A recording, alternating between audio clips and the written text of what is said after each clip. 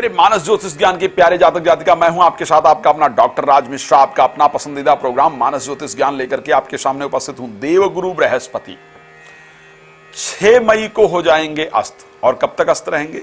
2 जून तक। 6 मई से 2 जून के बीच में, यानी ये जो करीब करीब मुझे लगता है 27-28 दिन का जो समय होगा, इस बीच में देवगुरु बृहस्पति रहेंगे अस्त। अब इनके अस्त रहने से, क्योंकि मई में राशि भी परिवर्तन किया है, 1 मई को राशि का परिवर्तन करेंगे, फिर ये अस्त हो जाएंगे, तो आखिर आपके ऊपर क्या इंपैक्ट रहेगा, किस राशि के लोगों को क्या चीजें नहीं करनी है, क्या सावधानियां रखनी है, किस चीज के बारे में काम करने से पहले आपको सावधान रहना है, उसकी जानकारी मैं आपको स्पेशली दे रहा हूं।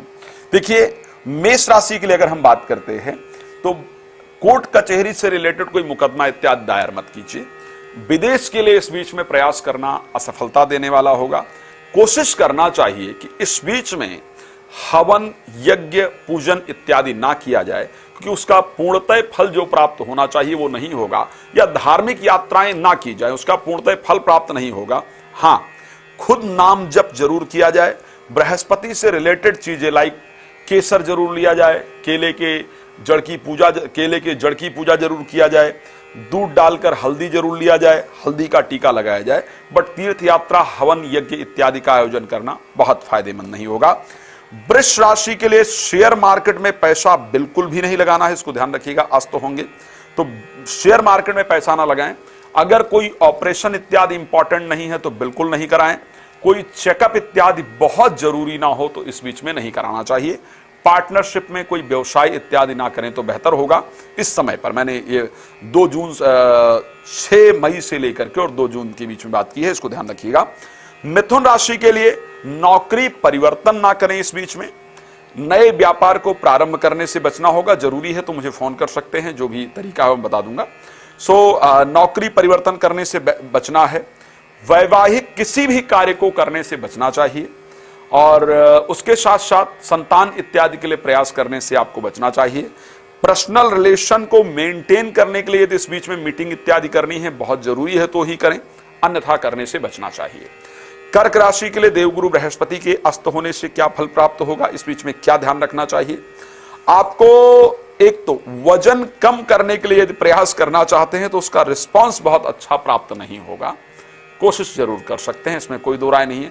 शत्रुओं से किसी प्रकार की पैचअप की जो बातें हैं वो करने से लाभ नहीं होगा, उसको करने से आपको बचना चाहिए। धार्मिक यात्रा इत्यादि इस समय पर करने से लाभ नहीं है, उससे बचना चाहिए। कोई बड़े यज्ञ पूजन इत्यादि को इस समय पर करने से बचना चाहिए, उससे बहुत लाभ नहीं होगा। भगवान की आराधना की जा सकती है, इसमें कोई दो राय नहीं है, लेकिन इस समय बड़े यज्ञ पूजन इत्यादि से जो एक धार्मिक पूरी तरह लाभ प्राप्त होना चाहिए वो नहीं हो पाएगा। राशि सिंह के लिए बृहस्पति का अस्त होने से क्या नुकसान प्राप्त होने वाला है, क्या नहीं करना चाहिए? किसी कॉलेज में दाखिला इत्यादि लेने के लिए अगर बहुत जरूरी ना हो तो प्रयास नहीं करना चाहिए। संतान के प्राप्ति के लिए कोई मेडिकल ट्रीटमेंट इत्यादि की अगर बहुत जरूरत ना हो तो इस टाइम पर नहीं करना चाहिए। एजुकेशन से रिलेटेड विदेश यात्रा इत्यादि पर ध्यान देना चाहिए। प्रेमी या प्रेमिका को प्रपोज करने से इस समय पर बचना चाहिए, बहुत अच्छे रिजल्ट के संयोग नहीं है। शेयर मार्केट में पैसा लगाने से बचना चाहिए। राशि कन्या के लिए प्रॉपर्टी खरीदने से बचना चाहिए बृहस्पति के अस्त होने पर। मैरिड लाइफ, शादी के लिए बात करना, लड़का लड़की देखने जाने से आपको बचना चाहिए। मुंडन संस्कार इत्यादि करने से आपको बचना चाहिए।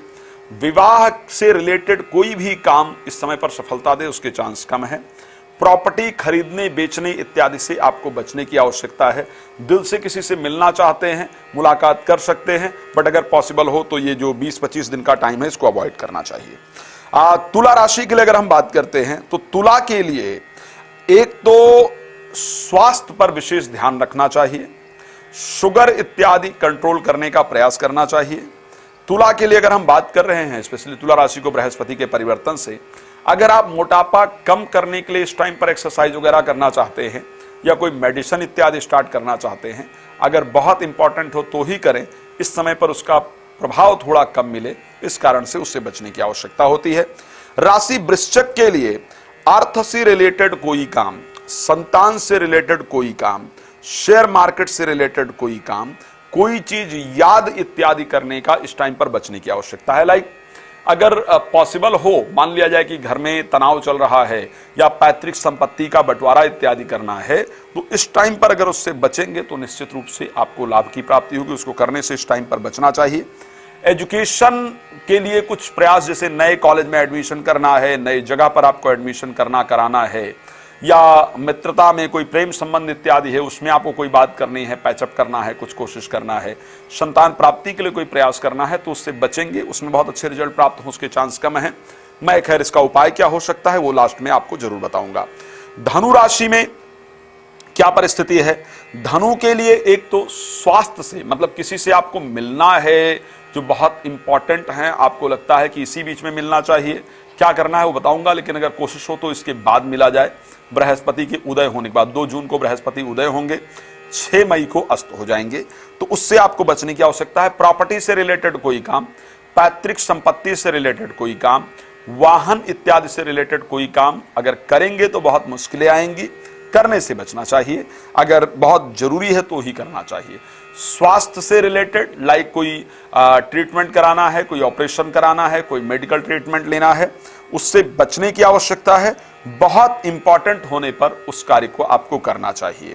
चलिए, मकर राशि के लिए अगर हम बात करते हैं कि बृहस्पति का परिवर्तन क्या रिजल्ट लेकर के आएगा, क्या कंडीशन होगी आपके लिए, तो बृहस्पति के परिवर्तन पर एक तो विदेश से रिलेटेड कोई काम करने से आपको बचना चाहिए। इनकम टैक्स से रिलेटेड कोई काम, कोर्ट कचहरी से रिलेटेड कोई काम करने से आपको बचना चाहिए।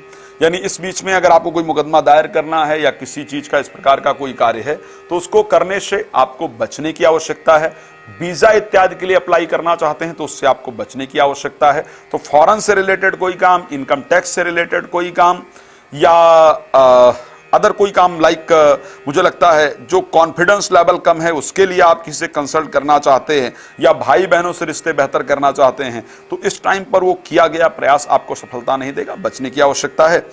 क्या रेमेडी करनी चाहिए वो जरूर बताऊंगा। बृहस्पति के अस्त होने से 6 मई को जाकर बृहस्पति अस्त होंगे, 2 जून तक रहेंगे। मेरे कुंभ राशि के प्यारे जातक जातिका पर इसका क्या प्रभाव पड़ेगा और क्या सावधानी रखना है, मैं यही बता रहा हूं कि बृहस्पति अस्त होंगे तो क्या क्या प्रॉब्लम हो सकती है, क्या क्या सावधानी रखना है। धन से रिलेटेड कोई भी काम आपको करने से बचना है। लाइक शेयर मार्केट में पैसा लगाने से, लॉटरी, सट्टा इत्यादि में पैसा लगाने से, कहीं कोई बता रहा है कि यहां इन्वेस्टमेंट कर दो बड़ा लाभ हो जाएगा, वो इन्वेस्टमेंट करने से आपको बचने की आवश्यकता है। बृहस्पति अस्त होंगे, इस टाइम पर किया गया इन्वेस्टमेंट आपको बहुत फायदा दे, इसके चांस बहुत कम है। घर में माहौल ठीक नहीं है, उसे दुरुस्त करने का प्रयास करना ही चाहिए, लेकिन इस टाइम पर किया गया प्रयास इतना ज्यादा सफलता दे उसके चांस कम है, तो थोड़ा सा सोच समझ कर करना चाहिए। क्या करना चाहिए इसके लिए उपाय, इस पर बात करूंगा। मीन राशि खुद के राशि स्वामी होने के कारण अस्त हो जाएंगे और 10th हाउस के स्वामी होंगे। सो नौकरी में परिवर्तन करने का प्रयास नहीं करना चाहिए। व्यापार एक्सटेंड करने का या व्यापार में कोई नए डिसीजन लेने का प्रयास नहीं करना चाहिए, उसके रिजल्ट मुझे लगता है बहुत अच्छे नहीं प्राप्त होते हैं। नौकरी संबंधित विदेश यात्रा इत्यादि करने से बचना चाहिए। स्वास्थ्य पर ध्यान रखना चाहिए, बट कोई ऑपरेशन, कोई मेडिकल कंसल्टेंसी यदि लेनी है, बहुत इंपॉर्टेंट है, तो ही उस पर आपको ध्यान देना चाहिए। अन्यथा ऐसी चीजों पर अगर थोड़े दिन बचा जा सके, अगर रोका जा सकता है, कोई ऑपरेशन इत्यादि कराना है उससे थोड़े दिन रोका जा सकता है तो जरूर रोकना चाहिए। खैर, मैं रात को 9 बजे, दोपहर को 12 बजे लाइव आता हूं, मेरे साथ लाइव जुड़ करके बात कर सकते हैं, बाकी कॉल अपॉइंटमेंट लेकर के मेरे साथ बात कर सकते हैं। कोई भी धार्मिक का आयोजन मैंने कहा कि आपको कराना है, भागवत, रामकथा, शिव पुराण कथा इत्यादि, जहां पर आप चाहते हैं कि ज्योतिषीय भी लाभ आसपास के लोगों को हो धार्मिक लाभ के साथ साथ, तो आप मुझे संपर्क कर सकते हैं। धन्यवाद। जय श्री राम।